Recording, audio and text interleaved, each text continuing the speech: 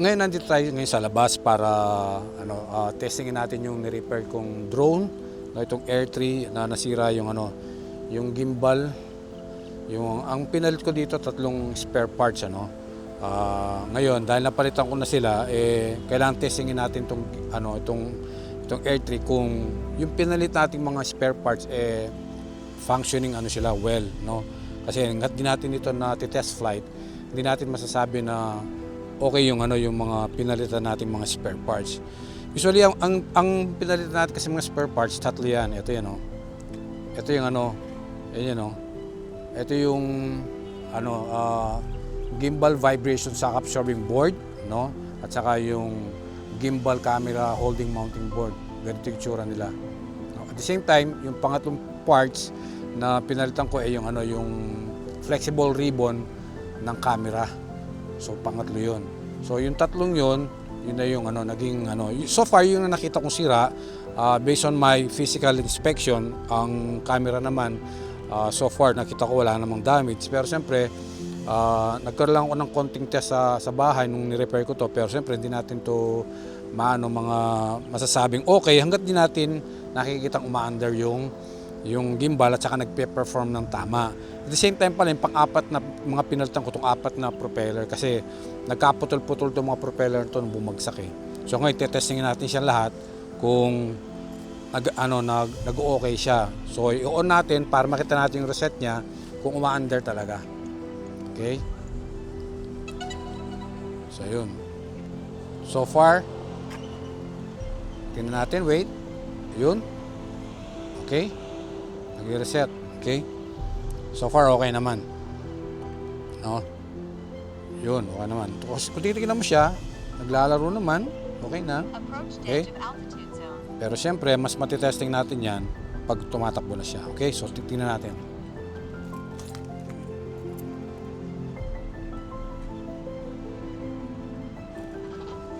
Okay.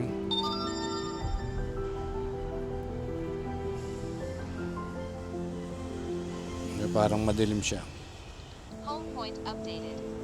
Yun, home point updated. So, okay na. Pwede na. Okay? So, testingin natin. Okay, wala namang okay naman. Home point updated. Agree.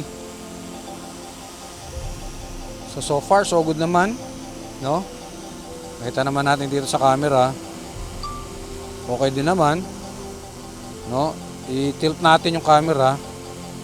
Uy. So far, okay. Okay siya, di ba? Yan. Okay naman. No? Okay. So tingnan natin ngayon kung paano siya lumipad. Kung hindi naapektuhan yung paglipad niya kasi may time na pag nadisgrasya yung drone, naapektuhan yung paglipad gaya nung nangyari sa Avata ko, ganyan siya ngayon. So far ang Avata ko right now nire-repair ko pa rin siya. Okay? So tingnan natin.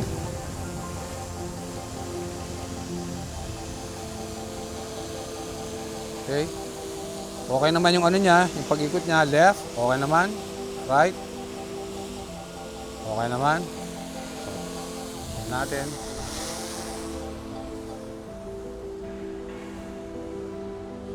So far, so good. Kung i-check natin physically, wala namang problema. Yung camera niya, okay naman yung pagkaka-tilt niya. Wala akong nakikitang problema. Ngayon, try natin yung niya. Yun, okay. Okay. Backward. So far, okay. Forward. So far, okay. Okay. Okay. Well, overall naman okay yung yung flight niya, no? Wala akong nakikitang problema. Yung niya, yung yaw niya, no? Saka yung pag-pitch niya, no? Yung niya, yung forward, backward, at saka yung niya, yung pag-up and down niya. So far okay naman, wala akong nakikitang issue. Yung camera, so far good naman. Wala akong nakikitang problema.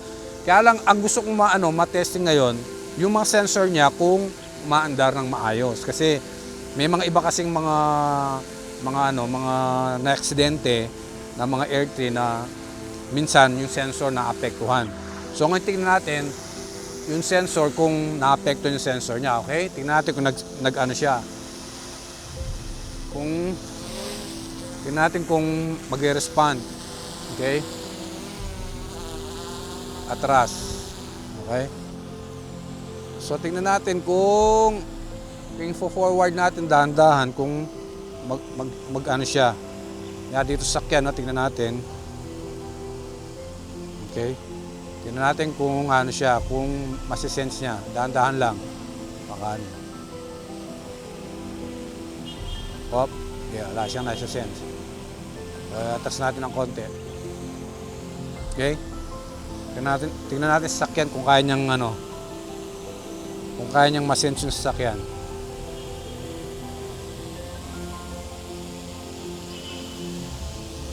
Wala. Nangyari. Ayun. So far nag-ano siya, oh. Ayan, oh. Meron siyang signal, di ba? May warning. Kaya lang gustong makita kung iilag siya. Yun ang importante, kung iilag siya.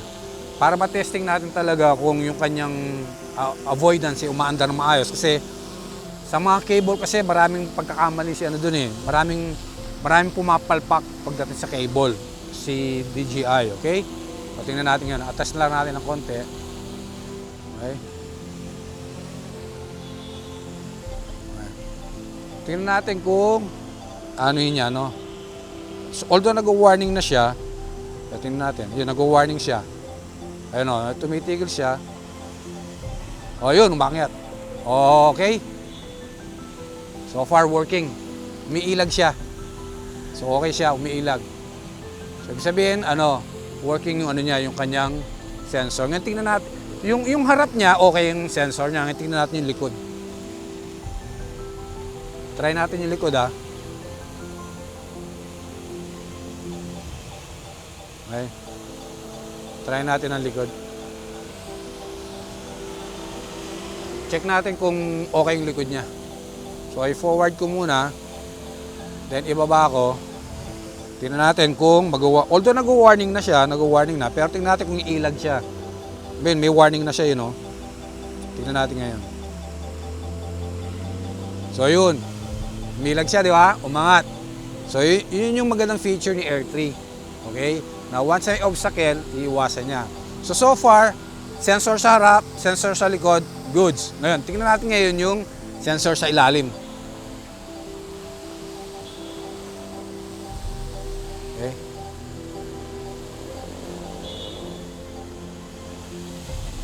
Okay. Bababay natin. 'Di ba may dalawa siyang di ba, sensor. Tingnan natin, ha. O yun. Goods. Yung harap niya dito, goods yung sensor niya.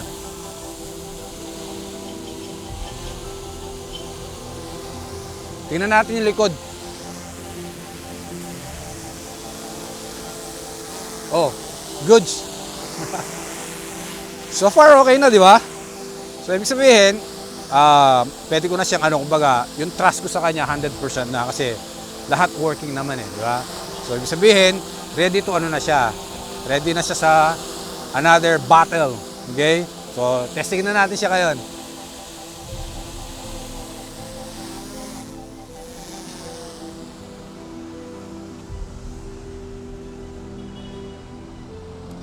Yun, paliliparin na natin siya. Tingnan natin kung ano yung magiging niya. Kasi matagal ko na naman siya hindi nagagamit eh. Okay? So far, so good. Okay? Wala naman, ayos naman. So, ibig sabihin, yung pagkaka-repair natin sa kanya, maganda. Maganda yung at least nung makita ko yung sira, naka-order ako kagad ng parts. So, yun na talaga yun. Wala na ako nakikita iba pa. So far, okay naman siya. Wala. Yung flight niya, maayos naman. Very smooth. Although nakasini lang ako. No? Nakasini. Yun. So far, okay na. Try natin yung yung home niya, yung RTH. Natin, ha? Okay ba yung RTH niya? Okay, good.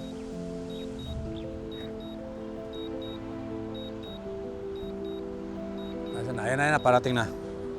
Ayan na siya. Yun! Ayan na.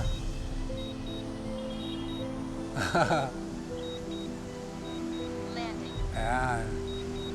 Yun ang gusto ko kay Air 3 eh. Napaka-accurate niya pagdating sa paglanding. Yung sa mo talaga siya. No? Eh, medyo hesitant siya kasi merong obstacles eh. Medyo may nadidetect siya. Pero lalanding yan. Lalanding yan kasi ano na naman ito eh. Dahan-dahan lang talaga. Masyado siyang maingat. Yun. So far, okay naman.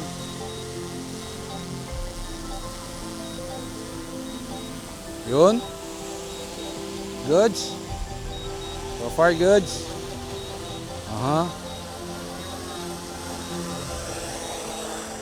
Nice.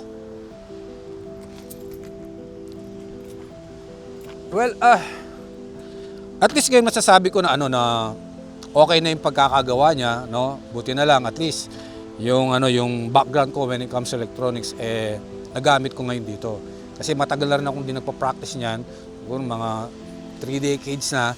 So at least kahit papaano napapakinabangan ko pa rin siya. Kasi kung ipapagawa ko yung sa labas, medyo pricey ng konti pag ganyan yung mga damage niya. Kasi parts, siyempre, di ba, at the same time labor.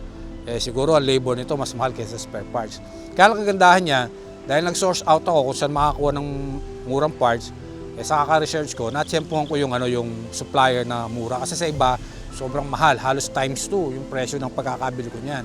Pero good thing, yung nabilhan ko dahil sa kaka-research ko sa web, sa mga e-commerce platform, ang pinaka nakita kong mura talaga at maraming spare parts sa Shopee. Unlike sa Lazada, very limited lang. At the same time, may makikita ka medyo mahal. Yun ang problema doon. Kaya buti na lang, sa kakahanap ko, nakita ko sa Shopee, nakita ko yung talagang supplier sa China. At yan, in order ko, in less than a week, dumating yung mga spare parts. Yun ang kagandahan niya. So at least, halos ang nagastos ko lang dyan, nasa mga kulang-kulang 3,000. Almost probably nasa 3 to 3,500 more or less. Parang ganon. Kung sasama kang propeller, syempre, aabot din siya ng mga kulang-kulang mga 4,000 plus at least. Kung ipapagawa ka sa labas, singiling ka lang ng between 4 to 5, di mati 10,000 ka, medyo masakit din sa bulsa, di ba? So at least ngayon, dahil ako mismo gumagawa sa kanya, kaya naman so far, nakamura ako at least kahit papano, di ba? So sana, sa mga naka-experience ng ganyan, ang kagandahan ng ng mga malalaking drone mas madali silang kalikutan kasi hindi masyadong complicated yung mga circuit nila sa loob, unlike yung mga maliliit like Avata, Mini, ganyan, di ba? Dahil masyadong compact, pero good thing marami ngayon, marami ko na makikitang video na tear down kung paano binabaklas yung mga drone.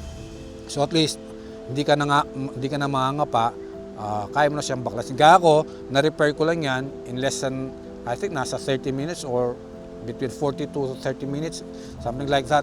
Natapos ko siya, ganun kabilis. So sana, at least kahit paano, nakapag-provide ako ng tips sa inyo kung paano ginagawa ang Air 3. Hanggang sa susunod, meron pa akong ibang sa inyo ipapakita ng mga ibang drone na kung paano siya i-troubleshoot. Okay?